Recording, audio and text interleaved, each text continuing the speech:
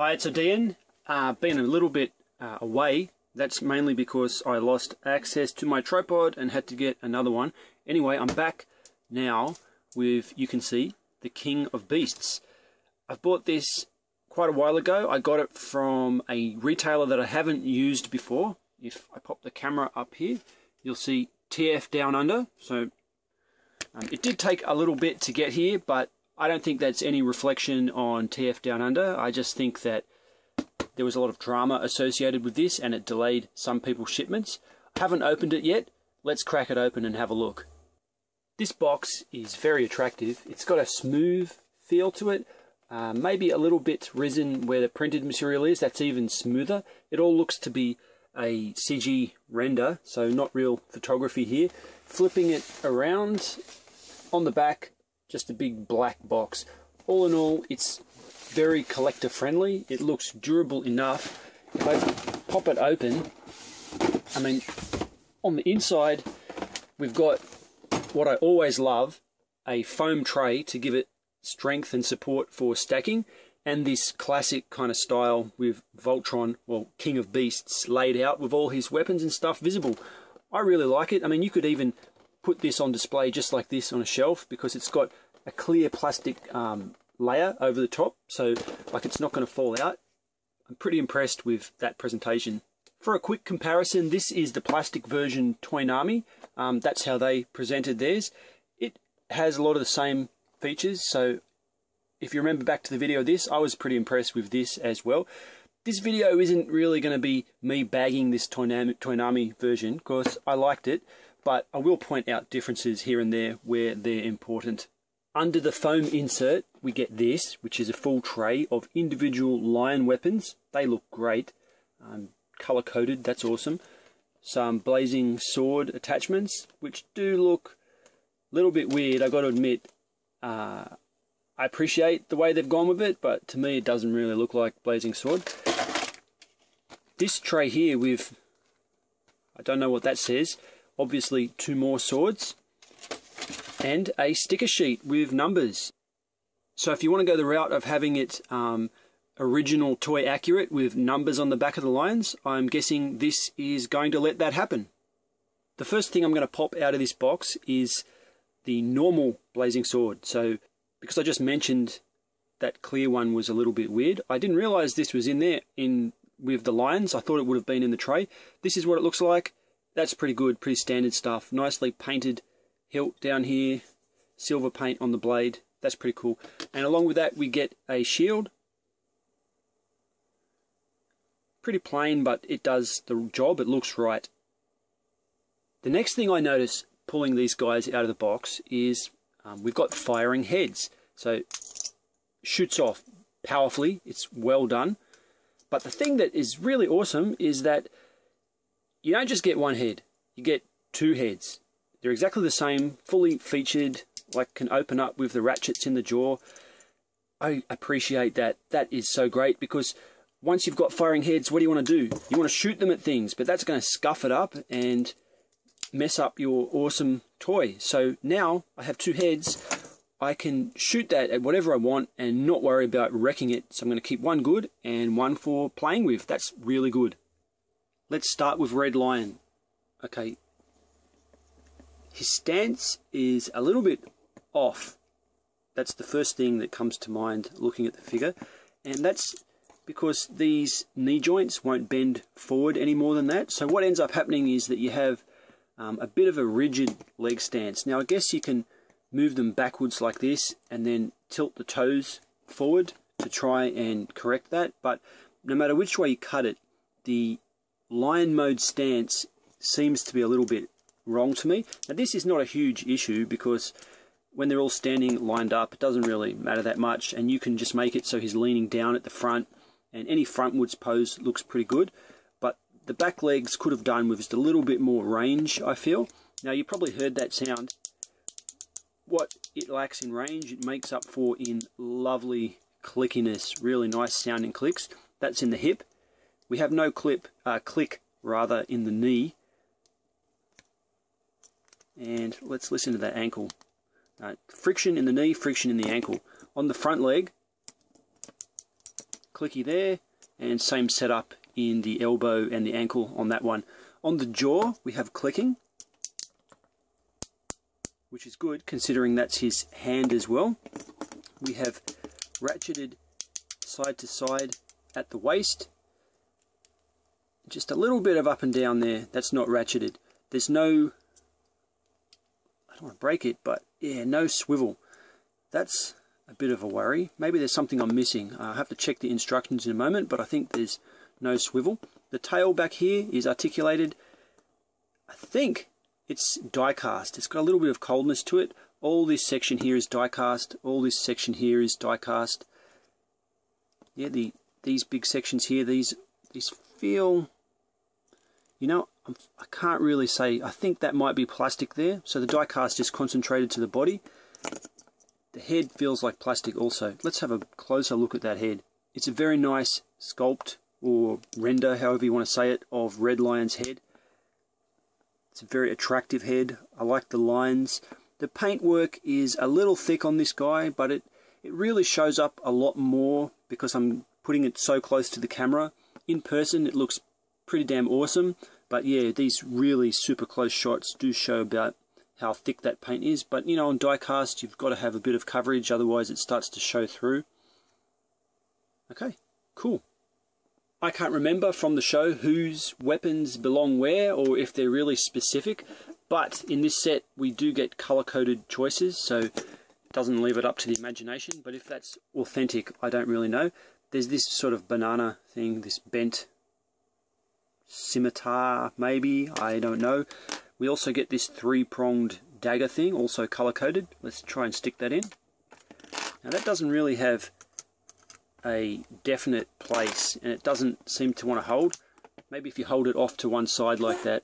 So I get the feeling that maybe that one's not fully meant for Red Lion, but it works a little bit anyway. Two cool weapons.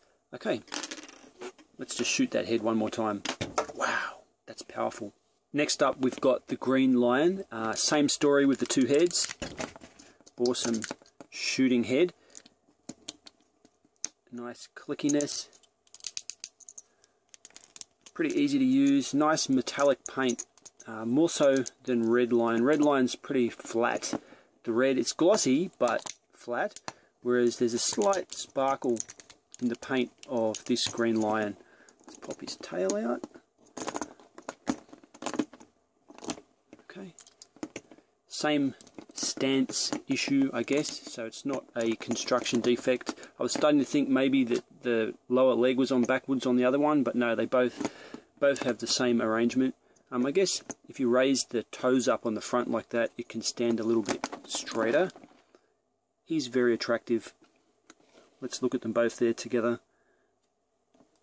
Now, I didn't mention before, there's no head articulation, and I guess it could have been possible to have some degree of head articulation and still have the firing gimmick, but I don't see that as much of a problem.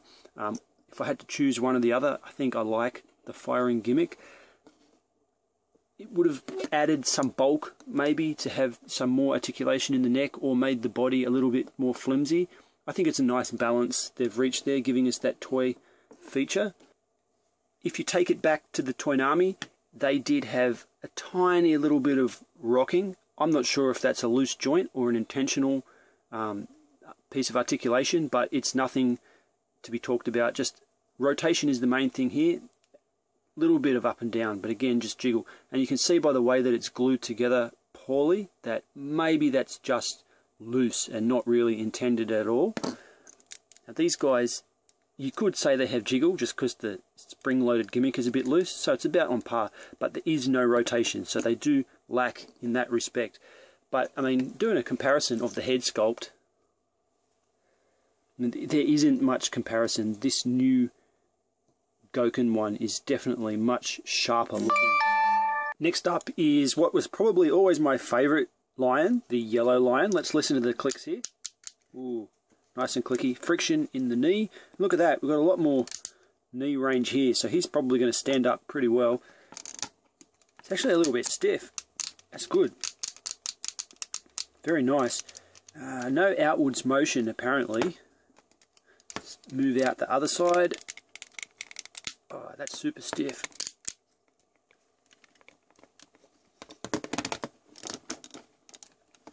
So, if anything, his knees seem, or this front elbow, if you want to call it, seems a little bit loose for the weight of the toy.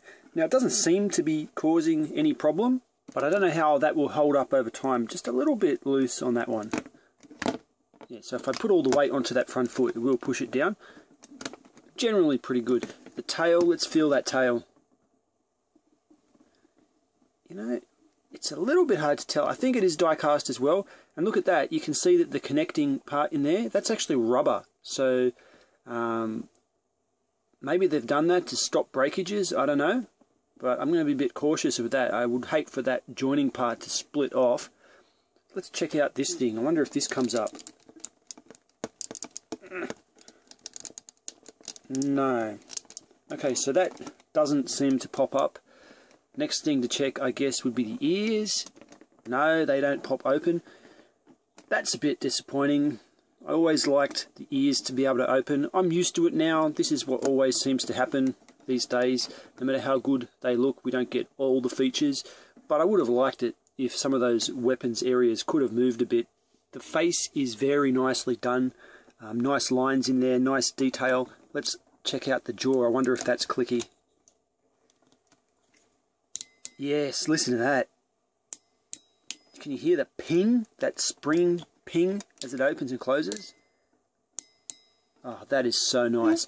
And the eyes in there are going a bit weird. My light's going a bit weird here, but the eyes are a kind of metallic blue. That's very, very nice. Nice bit of black paint on the end of the nose.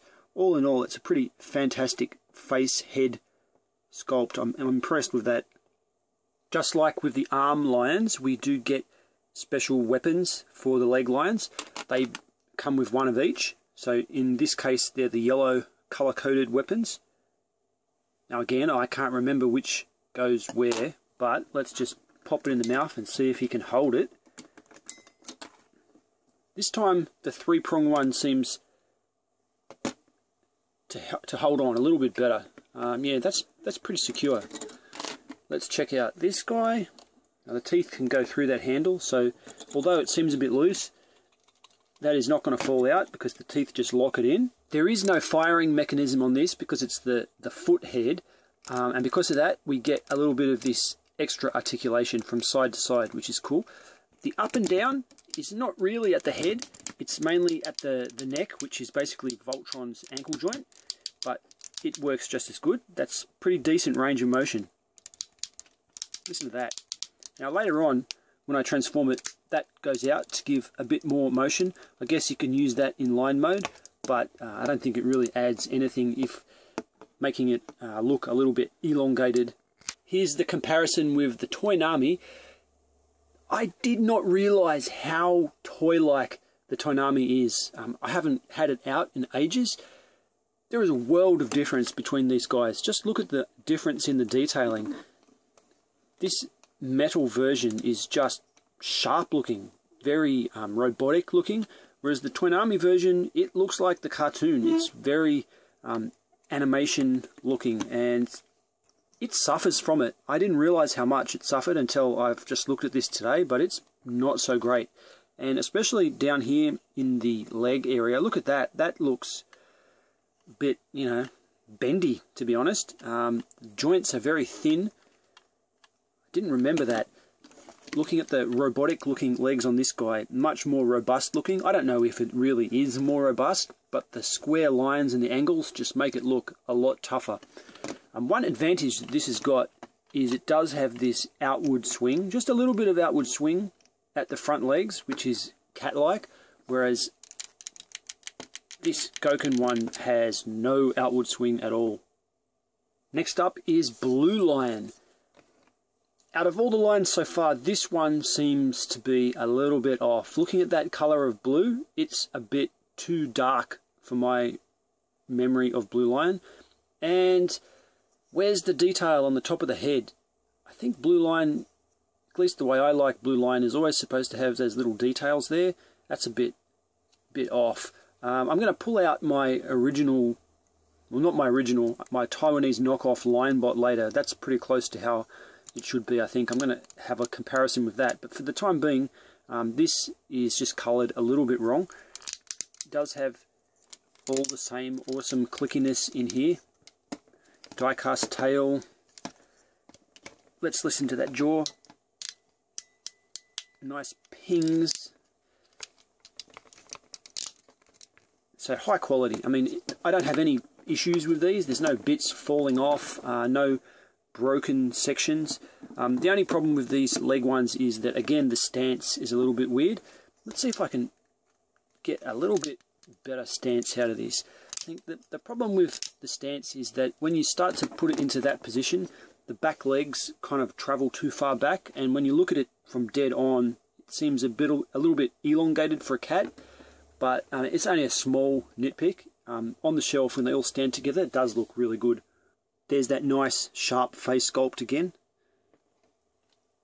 The eyes, I don't know if they're showing up, but they are metallic as well, a metallic yellow paint. It could just really have benefited from those crest details up there though.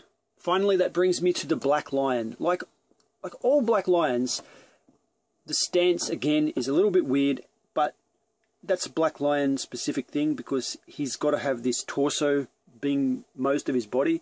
So when you look at it from the side, yeah, it does look off, but it doesn't look as off as some black lions I've seen, and it is pretty nice looking. Look how beefy the head is there. The way this the Voltron horns wrap around there, it looks like he's wearing some kind of headphones or something. It's interesting how they've gone with the see-through plastic on the sides of the arms here.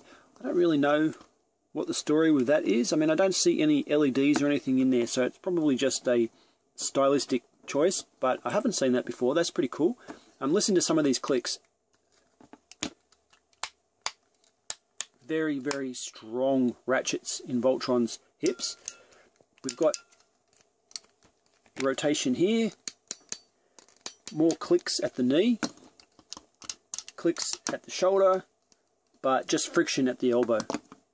So you heard that other one in there too. And it's pretty unnecessary for line mode, but for Voltron it will form his waist.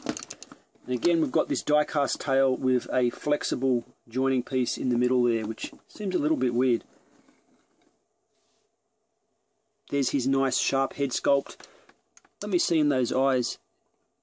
Yep, metallic gold paint in there. In person, the eyes on all these cats tend to pop pretty well. On camera, I don't know if it translates, but on the shelf, I can definitely see all their eyes pretty clearly. Black Lion comes with a number of weapons. Like the other lions, his mouth opens with no ratchet in there. And revealing the face, that face I don't think... Let's push the face up. Okay, so what you want to do is have the face up like that when you open the mouth, so it doesn't rub his face off on the weapon. So if you put that underneath there, you can close it, and it can hold on to this very long bladed weapon. You can do that pretty coolly. Let's pull that off, close his mouth again. No ratchet though, so he's the only one who's got no ratchet. He comes with these two big cannons. Now, batteries go in there. I am not going to buy batteries just to show it once on this video. I have no interest in the long run of keeping batteries in there, so I'm just going to skip that and plug that in for now. Okay, so they're nice and secure, both of them. I've seen videos online, it might have been Collection DX's video where it spins around. I'm not sure what the cause of that is. Maybe there's a change that's happened since then, but my one at least is very robust. And listen, you can hear that ratchet, if I pop it off, is in the joint here. So that slot, this acts like a kind of screwdriver, and the little rim there goes into the slot. There's a mushroom peg to hold it in, and that's how it maintains its stiffness there. Both of mine seem pretty cool. Now you can pull those off. Pull it off. Dump it over there. We get these two weapons. I'm not sure what these are. I mean, at first when I saw them I thought, are these missiles that shoot out? But no, they seem to be bladed weapons. I don't know what you would do with that, but you can pop them in, and although they're stiff, they are free floating, so it can spin around like that. So I'm guessing as he flies, maybe he can shoot those little darts off like that. That's how I choose to imagine it. Now, I don't really care for these. I don't think they look that good. Probably never going to use them again, but the fact that they're included is pretty cool. Don't remember if they're ever in the show. These big cannons I might use from time to time though. Time to form Voltron. There's nothing here that we don't expect, so I'm not going to go over the individual transformations. All pretty standard stuff. I will show, however, that this mechanism in here is a pretty strong feeling spring. So I'm going to pop that in, and I'm just going to hold that down as I insert it and then let it go, because I think that just by shoving the black lion foot straight in there, it's going to cause a bit of paint rub. So put that in. I'm going to hold the button down, then let it go when it's in the right position. Now, you will notice that if you let it, it will collide up here. The part where it seems to touch is like the little plastic disc here, which I don't think is painted. So hopefully that won't cause any paint rub. But if you were going past the legs like this, that could cause paint rub. So just be a bit cautious when posing it. The arms use that same kind of mushroom peg setup as what the weapons did. Now if you look at that, it does look like there's some potential for damage in the future there, because the sides of those pegs are quite thin. Like maybe not thin compared to some toys, but in comparison to the whole size of the figure, they do look a bit thin. So you might want to limit the amount of times you're doing that. And also you're going to see, if I can zoom in a bit on this, you will see that little notch there. There's a notch on either side. You want to line that up into the kind of slot that I showed you earlier to make that ratcheting happen. So as I push that in, that's how you get the ratcheting. The ratcheting is purely in the black lion, and it depends on the position of the arms. So let's get the other side in. Okay, awesome. This guy has a lot of posability. I mean, you've seen this already. This is actually a kind of ratchet out as well, not a spring ratchet, more like just detents. You've got ratchet on the elbows, but like, you might have seen with the red line earlier, I told you it wasn't rotating. Now, I still can't get the red line to rotate, but if you look at this, clearly there is a rotation at the elbow for the green lion, which is really good. I need that rotation to get some of the poses that I'm interested in. No rotation at the wrist, but it just makes me wonder if I try to force this red line, is that going to rotate? Now, it really feels like it's going to break instead of rotating. And maybe the reason this one can rotate is just the round cross-section of green lion. Maybe the red lion doesn't have enough clearance because he's so square. Either way, I'm happy that one of the hands can hit the pose that I want it to be. And I'm not really prepared to force this, but I'd be interested to know if anyone else could get the red lion to rotate without breaking it off. He's got this waist. Now if I turn it around, you're going to see there's nothing in the way. Look at that. All nice and neat. So you can do anything you want with this. We've got these super clicky joints here. If I put them out like that, he's in no danger of collapsing under his own weight. And it is a pretty substantial weight. So like there, look at the teeth here. I'm going to zoom in on that.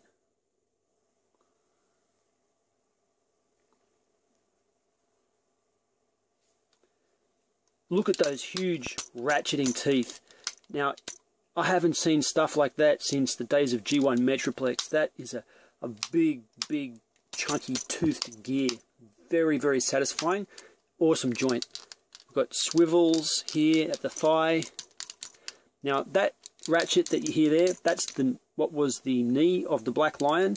So it's a little bit, compared to some of the other ratchets, it's a little bit underwhelming, but clearly you can see by how it holds the weight of the toy, like it is going down, but look, if I just hold it out, it's there. Only when you really start shaking it, it will click down on itself. It's strong enough to hold that joint in any pose that you want to do, and I don't see any problems are going to come from that. Down to the bottom, we've got this swivel, and I showed that before, how it extends out to give you a little bit of full foot ankle tilt. For posing, if that's not enough for you, you can do a bit of this and that with the lion heads, but just remember that the lion head doesn't actually have any rotation, So the only ankle tilt is going to be that real ankle tilt, not from the head turning like on some of the other Voltron toys. Voltron's face in here is pretty cool. I like it. He's kind of got a stoic look. His neutral pose, I see no problems with that. It is held on with a magnet.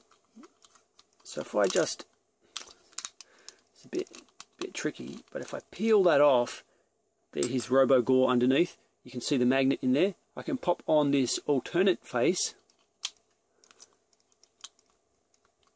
And now he's like, ah! I don't like this one so much. I would have been happier if the mouth was more of a hole and less of just a flat area. Maybe some people will like that. He could be chopping something, I guess. But the other one's going back on for my taste anyway. Here's a one-on-one comparison with the Toynami. Now, I started off by saying I'm not going to bag this. But when you put them next to each other, it's pretty weak. He looks a bit lanky in his proportions. And as I've been saying all along, a little bit toy-like compared to this, which is a little bit more just awesome in every way.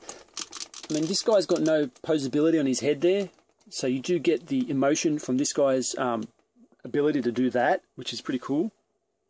But he doesn't excel. He doesn't beat out the infinity-gokin or Mad Toys, whatever you want to call that. He doesn't beat it out in any way that I can really see. Maybe I'm saying that because I've got the plastic version. I always felt that the plastic version was the one to get, just because of the combination of price and not banging itself, because it's a bit floppy. If you've got the masterpiece version, like the metal one, or maybe the shoe one, I think, was that metal? I'm not sure. Maybe it holds up a little bit better, but I don't think I'm going to be looking at this again after this video. Anything that I want has been done better by this Mad Toys version, and I'm pretty happy with it. And I said I was going to show Linebot. Here is the Linebot. I got a lot of love for this toy, and after all this time, I still got a lot of love for this toy.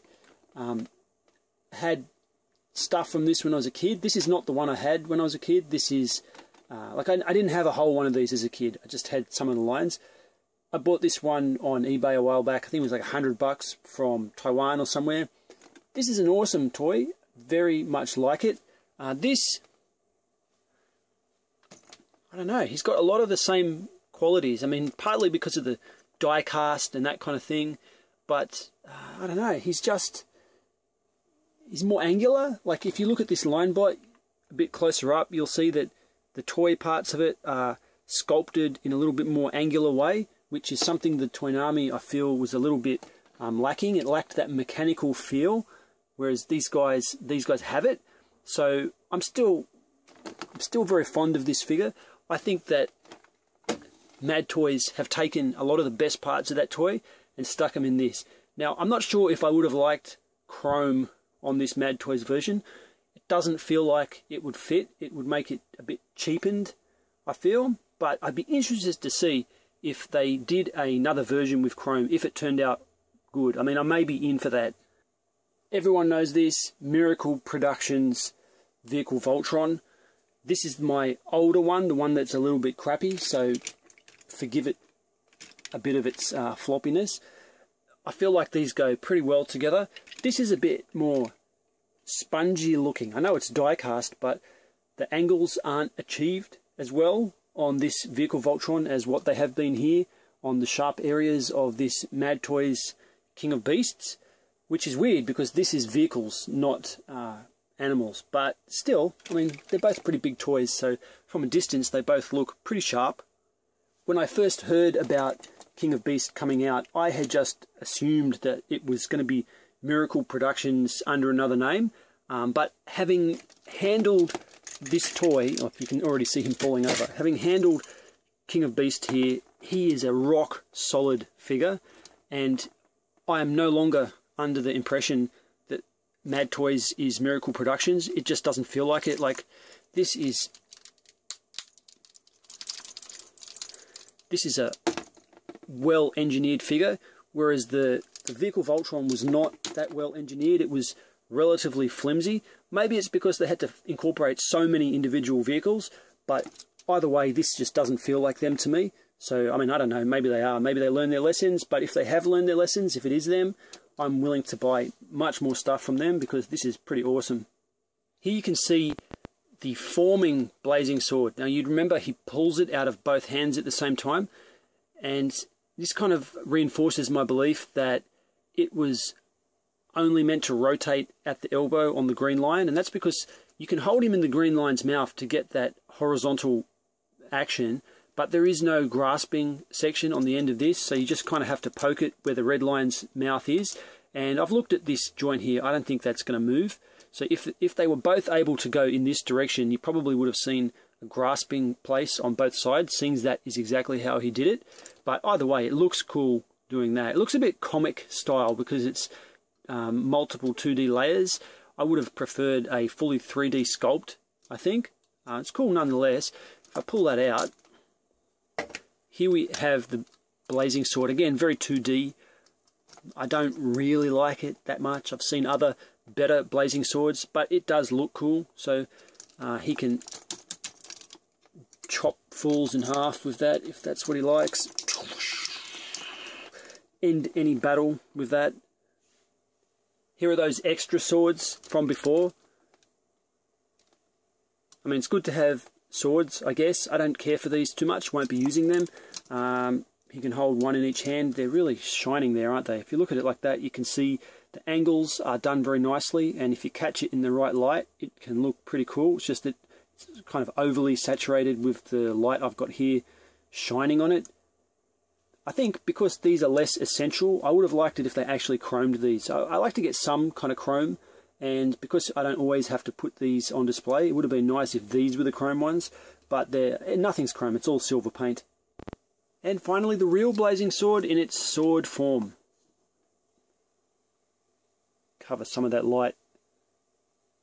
Pretty cool. We've got the shield over here, a little bit floppy. I don't know why they never make a shield that just plugs into the back of the green line on the arm. That would be kind of cool. But you can see the handle in here.